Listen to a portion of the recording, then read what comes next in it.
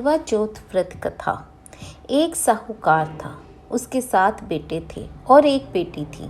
वह सातों भाइयों की प्यारी बहन थी। एक साथ ही बैठकर वह खाना खाते थे। एक दिन कार्तिक की चौथ आनी तो उसकी बहन ने करवा चौथ का व्रत रखा। सारे भाई भोजन करने आए और अपनी बहन से बोले, आ बहन, तू भी खाना खा ले। उसकी माँ बोली, आज ये खाना नहीं खाएगी, इसका करवा चौथ का व्रत है, जब चांद निकलेगा तभी ये खाना खाएगी। तो उसके भाइयों ने छल कपट से जंगल में आग जलाकर छलनी में से चांद दिखा दिया। तो वह अपनी भाभियों से बोली, चलो भाभी, चांद निकल आया है, अर्घ दे दो। तो उसकी भाभियां बोली, ये तो तेरा चांद निकला है, हमारा तो रात को निकलेगा। ये सुनकर भाइयों के कहने से उसने चांद को अर्घ दे दिया और खाना खाने बैठ गई। पहला टुकड़ा तोड़ा, बाल निकला। दूसरा टुकड़ा तोड़ा, छींक मारी। तीसरा टुकड़ा तोड़ने के लिए जैसे ही बैठी, राजा के घर बुलावा आ गया कि राजा का लड़का बीमार है, जल्दी भेजो। माँ ने लड़की के पहनने के लिए 3 बार संदूक खोला। तीनों बार सफ़ेद रंग की ही साड़ी निकली। अब वह सफ़ेद कपड़े पहनकर ही ससुराल गई और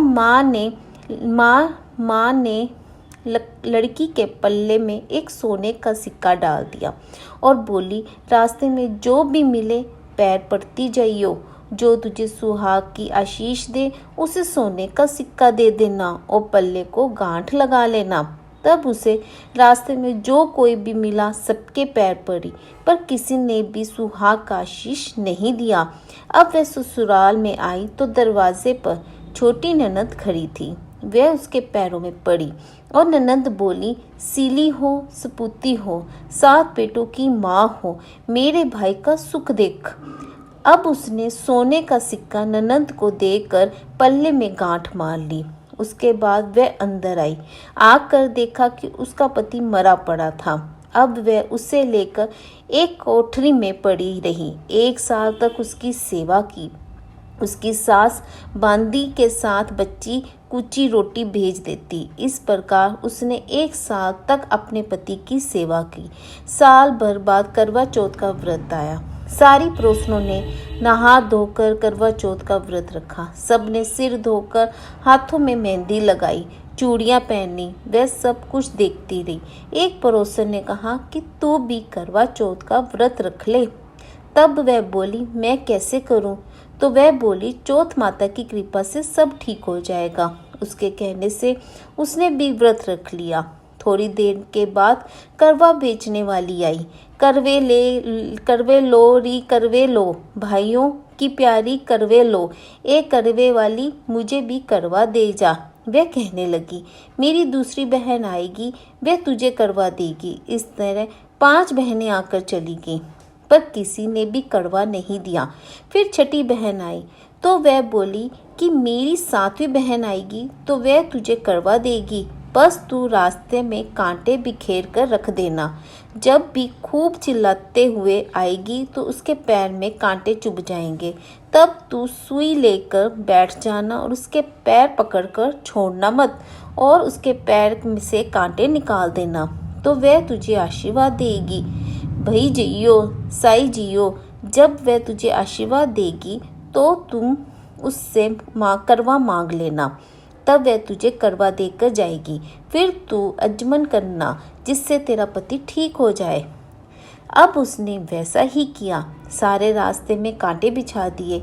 जब करवे वाली करवा लेकर आई तो उसके पैरों में कांटे चुभ गए। उसके बाद उसने करवा वाली के पैर पकड़कर कांटा निकाल दिया तो उसने आशीर्वाद दिया। तब वह बोली, तूने मुझे आशीर्वाद दिया है तो करवे भी देकर जा। तो वह बोली, तूने तो मुझे ठग लिया। ये कहकर उसने उसे करवा दे दिया। अब वह करवा लेकर उससे अजमन की तैयारी की। व्रत रखा। राजा का लड़का भी ठीक हो गया और बोला, मैं बहुत सोया हूँ। तब वह बोली, सोए नहीं, मुझे 12 महीने हो गए आपकी सेवा करते। फिर उसने चौथ माता का अजमन अच्छी तरह से किया। अब उसने चौथ माता की कहानी सुनी। अब वे दोनों चौपर खेलने लग गए। इतने में उसकी बांदी तेल की पल्ली और गुड़ की ढल्ली लेकर आ गई। दोनों को खेलते देखकर सासू से जाकर बोली, महलों में खूब रौनक है, बहू चौक पर सार खेल रही है। इतना सुनते ही सासू देखने के लिए आई। दोनों को देखकर बहुत खुश हुई। बहू ने सासू के पैर दबाए और सासू बोली, बहू सच सच बता, तुमने क्या किया। उसने सारा हाल अपनी सासू को बताया तो राजा ने सारे शहर में ढिंढोरा पिटवाया कि सारे पति की रक्षा के लिए सभी बहनें करवा चौथ का व्रत रखें। पहले करवे को अपने पीहर में जाकर आचमन करें। हे चौथ माता, जैसा राजा के लड़के को जीवन दान दिया है वैसे ही सबको देना। कहानी सुनते समय कटोरी में चावल लें। चांद को अर्घ्य देते समय ऐसे 7 बार बोलें। चंदा ए चंद्रावलिए, चंदा आया बार में, उठ सुहागन अर्घ दे, मैं बैठी थी बाट में। काहे का तेरा कंडला, काहे का तेरा हार, सोने का मेरा कंडला, जगमोतियन का हार। काहे बसे तेरा पेवड़ा, कहाँ बसे ससुराल, आम तवे मेरा पेवड़ा, नीम तले ससुराल। बोल करवा चौथ मात की जय।